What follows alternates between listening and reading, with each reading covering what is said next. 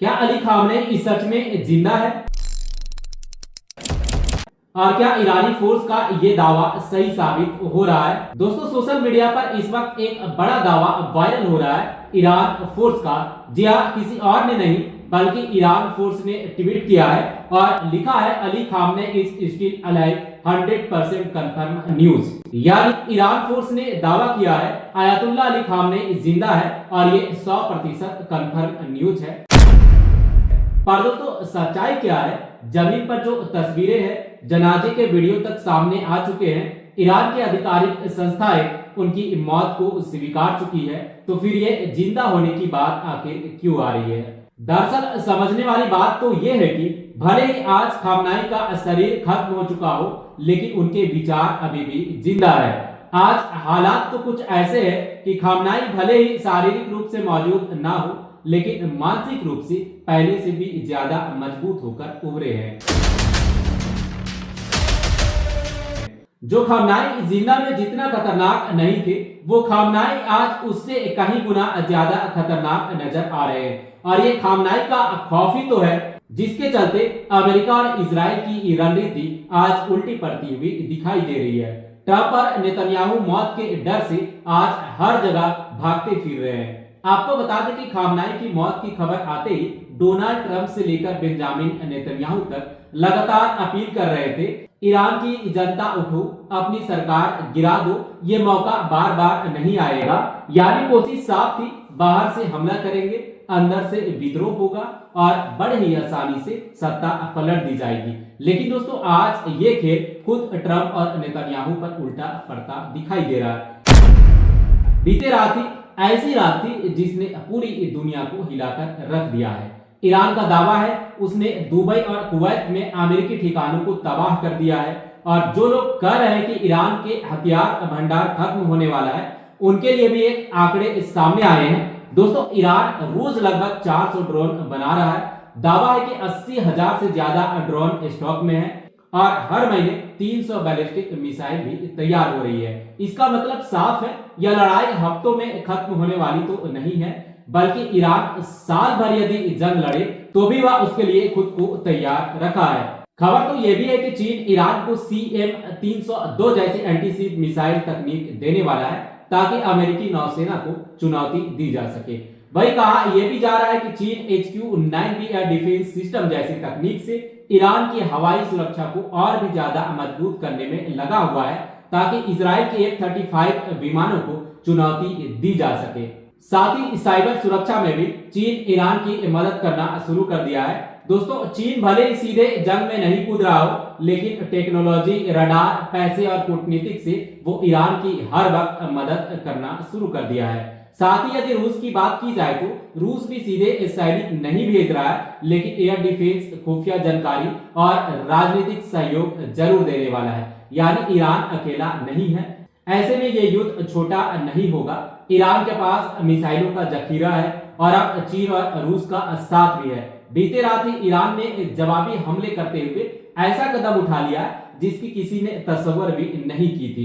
दोस्तों, ईरान ने सीधे सीधे अमेरिका के दूतावासों पर भी हमला करना शुरू कर दिया है। जी हाँ, आपने सही सुना, रियाद में मौजूद अमेरिकी एम्बेसी पर ड्रोन हमला हुए। वही इराक की राजधानी बगदाद के ग्रीन जोन में अमेरिकी दूतावास निशाने पर थे। कुवैत में भी अमेरिकी एम्बेसी पर हमला किया गया। दोस्तों, आपको बता दें कि आमतौर पर युद्ध में दूतावासों को सुरक्षित रखा जाता है, उन्हें अंतर्राष्ट्रीय नियमों के तहत नो टारगेट जोन माना जाता है। लेकिन इस बार ईरान ने नियमों का किताब बिल्कुल भी बंद कर दिया है। आपको बता दें कि रियाद, जो कि एक हाई प्रोफाइल इलाका है जहां अमेरिकी एम्बेसी है, कड़ी सुरक्षा है, सख्त निगरानी है, लेकिन 2 ड्रोन वहां जाकर गिरते हैं। रिपोर्ट्स के मुताबिक यह आत्मघाती ड्रोन थे। इमारत में आग लगी, धुआं उठने लगा और एम्बेसी में हर तरफ अफरा तफरी मचने लगी। वही यदि कुवैत में बात करें तो कुवैत में पहले ही हमला हो चुका था। वहां के एम्बेसी को भी भारी नुकसान हुआ है। इमारत में आग लगने से अब पूरी तरह शटडाउन है। रिपोर्ट्स में यह भी बात सामने आया है कि कुवैत में 6 अमेरिकी सैनिक भी मारे गए, जो कि यह आंकड़ा ज्यादा भी हो सकता है। वही 3 अमेरिकी फाइटर जेट क्रैश हुए हैं।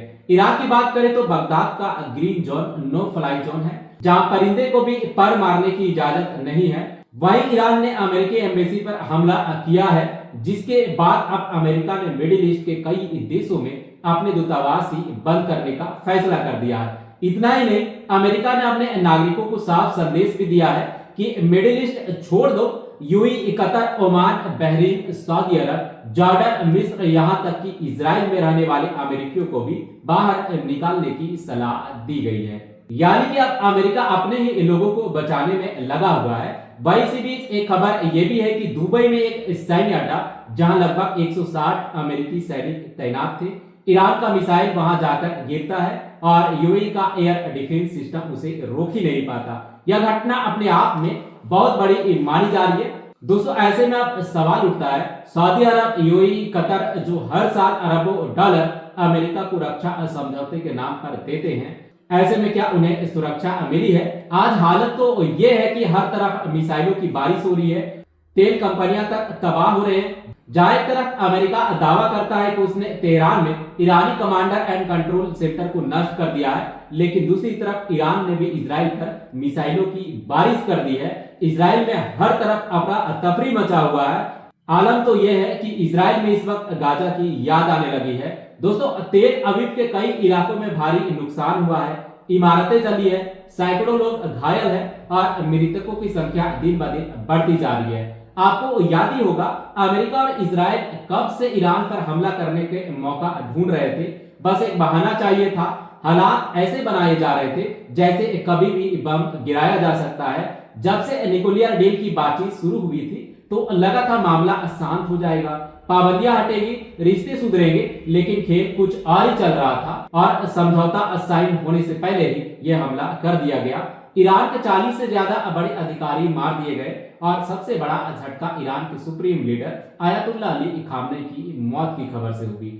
यही वो पल था जब अमेरिका और इजराइल को लगा कि अब ईरान टूट जाएगा, सड़कों पर बवाल होगा, सत्ता बदल जाएगी और उनका पसंदीदा चेहरा गद्दी पर बैठ जाएगा। लेकिन कहानी दोस्तों अब पलट चुकी है। जिस देश को तोड़ने का सपना देखा गया था, वही देश आज उससे भी ज्यादा जुड़ गया है। ईरान की जनता अपने नेता की मौत के बाद बिखरे नहीं है, बल्कि एकजुट हो गए हैं और जैसे ईरान ने जवाबी हमला अब शुरू किया है, तस्वीर बदलने लगी है। मध्य पूर्व में मौजूद अमेरिकी सैन्य ठिकानों से हर तरफ धुआं उठने लगा है। कई ठिकाने तबाह हैं, कई लड़ाकू विमान नष्ट हो चुके हैं और कई सैनिक अभी तक मारे जा चुके हैं। इजराइल के शहरों का आलम तो ये है कि वहां हर वक्त सायरन बज रहे हैं, इमारतें मलबों में तब्दील होने लगी है, जिसके बाद अब बौखलाया ट्रंप का भाषा भी बदलने लगा है। दोस्तों, आपको याद ही होगा, कुछ दिन पहले तक यही ट्रंप आग उगल रहा था, अब वही ट्रंप नरम पड़ने लगा है। अचानक बातचीत की बात करने लगा है, समझौता की बात होने लगी है। इस समझौते के लिए यूरोपियन यूनियन को आगे कर दिया गया है, किसी तरह ईरान को मनाया जाए, लेकिन ईरान झुकने के लिए तैयार नहीं है। अमेरिका ने सालों में मध्य पूर्व में अपनी फौज तैनात की थी, भारी खर्चा किया था, भारी तैयारी की थी और अब वही ठिकाने जलते हुए जब दिखाई दे रहे हैं, अमेरिकी सैनिक मारे जाने लगे हैं, कई जवान घायल हो चुके हैं। ऐसे में अब अमेरिका के भीतर भी इस सवाल उठने लगे हैं कि दुनिया का सबसे ताकतवर देश अपने ही सैनिक को क्यों नहीं बचा पा रहा है। दोस्तों, इंटरव्यू में डोनाल्ड ट्रंप कहते हैं ये जंग 4 हफ्ते तक चल सकती है, लेकिन जानकारों का कहना है कि यह बयान ताकत का नहीं है, दबाव का संकेत है, क्योंकि अगर जंग लंबी चली तो अमेरिका के अंदर ही राजनीतिक तूफान खड़ा हो सकता है। ईरान की राष्ट्रीय सुरक्षा परिषद ने साफ संदेश दिया है, बातचीत नहीं होगी, हमला तुमने शुरू किया, हमने नहीं, तुमने हमारे नेताओं को मारा है और हमने सिर्फ जवाब दिया है और अब पीछे हटने की अपील क्यों कर रहे हो। खबर है कि ओमान के जरिए संदेश भेजे गए, यूरोपियन यूनियन ने अपील की है हमले रोक दिए जाए, लेकिन ईरान का रुख इस वक्त साफ है। ईरान इस वक्त बदले के मूड में है और वो लगातार हमला जारी रखा है। दोस्तों, आज के खबरों में यही तक। हम आपको हर अपडेट से करवाते रहेंगे रूबरू। खुश रहिए, सलामत रहिए। आप सबों को मेरा दुआ और सलाम।